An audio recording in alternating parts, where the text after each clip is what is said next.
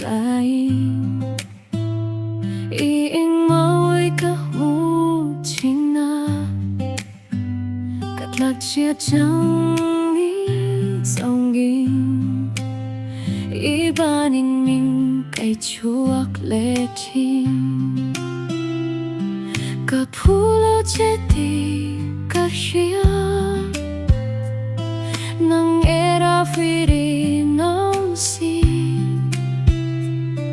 Katan siyang tuwarin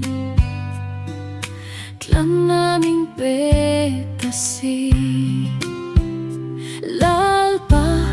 ihming fucking zay kareman Kanun pumhitan kahlane Jatuan lingin ka mangay ang che Ihmangay naropuy katan at linge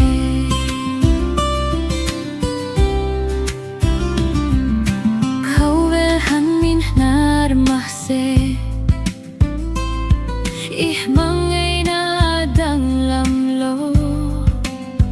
Kachaklo na ay tsak na parchuok ting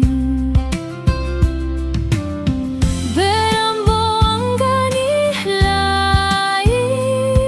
Minsang huli aming pama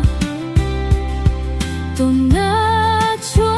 iyang tsunga Hintaking kachaw tae